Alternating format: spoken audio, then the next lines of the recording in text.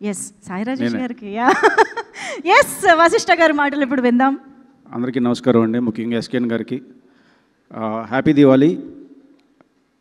ఈ సినిమా విషయంలో ముగ్గురు గురించి చాలా హ్యాపీగా ఫీల్ అవుతున్నారండి. ఒకటి, లాస్ట్ ఇయర్ దివాళీ ఖాతా సూపర్ హిట్ కొట్టిన మా కిరణ్ భయ్య, కంగ్రాచులేషన్స్. మళ్ళీ ఈ ఇయర్ కూడా పెద్ద పటాసులో పేలింది మనది, అలాగే కంటిన్యూ అవ్వాలి. అండ్ నెక్స్ట్ సాయి రాజేష్ కాదు రాజేష్ కన్ఫ్యూజ్ అయ్యండి ఇందాక అలాగే మా రాజేష్ గురించి, ఎందుకంటే తను పడే కష్టం ఆ సినిమా గురించి, అవతల టార్చర్ పెడతాడు, వీళ్ళని టార్చర్ పెడతాడు, ఫైనల్గా అవుట్పుట్ మాత్రం సూపర్ హిట్ కొడతాడు, అలాగే కంటిన్యూ అవ్వాలి. అండ్ ఇంకో విషయం ఏంటంటే హ్యాపీ థింగ్, కంగ్రాచులేషన్స్, డెబ్యూ సూపర్గా చేసావు. నువ్వు పార్టీ ఇవ్వాలి నాకు, ఓకే? గుర్తుంది కదా? ఎప్పుడు ఇస్తావు చెప్పు పార్టీ? మీ డాడీ చెప్పు, మీ డాడీని అడిగి మరి పార్టీ ఎప్పుడు ఇస్తావు చెప్పు. Anyway congrats. ఇంకా మా డైరెక్టర్ నాని, కంగ్రాచులేషన్స్ భయ్యా. ఫస్ట్ డైరెక్టర్కి ఆ టెన్షన్ ఎలా ఉంటుందో నాకు తెలుసు.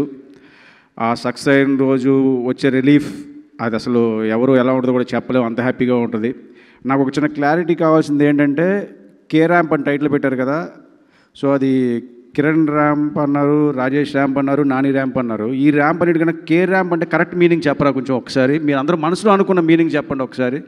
సెన్సార్ లేదు, అలాంటివి ఏం లేవు ఇక్కడ. ఏది యాక్సెప్ట్ చేయరా? నువ్వు చెప్పు, నువ్వు చెప్తే ఏదైనా యాక్సెప్ట్ చేస్తారు. ఇట్టు కొట్టేసాం కాబట్టి చెప్పొచ్చు, ఇప్పుడు పర్లేదు, ముందు చెప్తే వేరే అనుకుంటారు.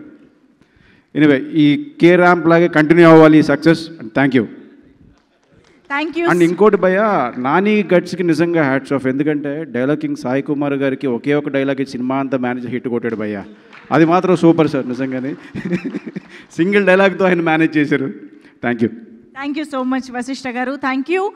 అండ్ ఎస్ మరిక సైలెన్స్ బిఫోర్ ద స్టార్మ్ అన్నట్టు ఇందాక నుంచి వేదిక కింద సైలెంట్గా కూర్చుని మా అందరికీ ఎనర్జీని పాస్ చేస్తున్నటువంటి ఎస్కేఎన్ గారికి ఇప్పుడు వేదిక పైకి ఆహ్వానం పలికేద్దాము. చూస్తున్న ప్రేక్షకులే కాదు, వేదిక పైన ఉన్నటువంటి సెలబ్రిటీస్ కూడా ఎంతో ఆతృతగా ఎదురు చూస్తున్నటువంటి ఆ స్పీచ్ ఇప్పుడు రానే వస్తుంది.